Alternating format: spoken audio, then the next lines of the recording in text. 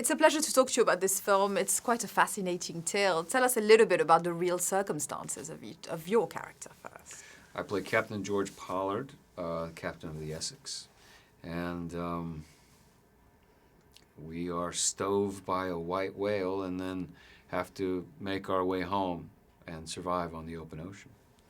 It is based on true facts, isn't it? It is, which I didn't, I know Moby Dick, and I think a lot of people will come to the movie knowing Moby Dick, but I was surprised by how it was based on a real life story, and I think a lot of people will have the same experience. Yeah, no, absolutely. I was, because I finished the film and then I went online and I documented myself on it, and it's quite extraordinary that those men went through this. I mean, it's a great tale of survival.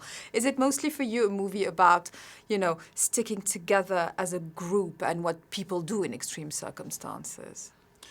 Yes, but I think what I hope people also take away is that though these men struggle to survive, they're also whales. The whales are struggling to survive, and in that sense, the men need each other, but also we need the whales and they need us. That the Earth is this hugely complex ecosystem, and when there's an imbalance on one side, another side's going to pay for it.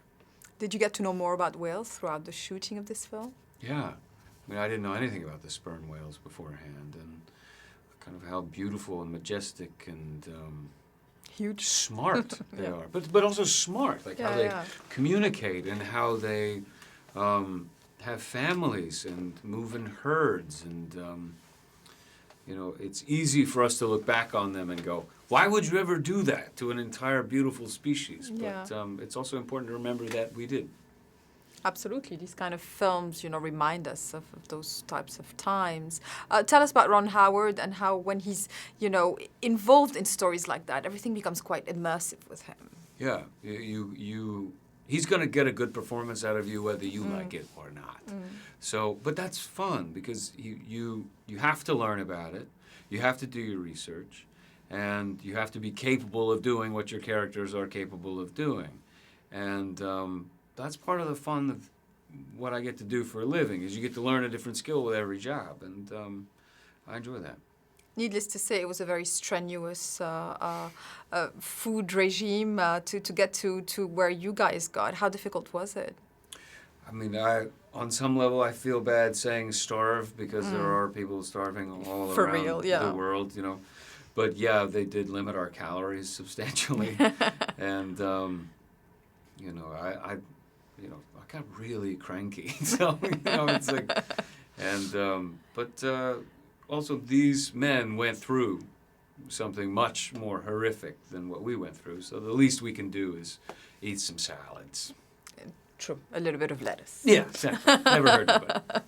And finally, what was real, what was not in terms of visual effects? Because it all feels so seamless. Tell us a little bit about how some things were real and some things were obviously not. Some of the very dangerous stuff we did in basically a big swimming pool. And no whales. No whales were harmed in the making of the movie. And no whales harmed us in the making of the movie, which is also a good thing. So some whales were seen. We saw some, but they weren't in the movie. I don't know if their agents weren't strong enough, but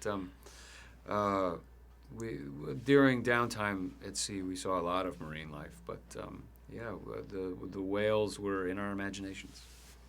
And on screen eventually. Right, exactly. They're much more interesting on screen than in my mind.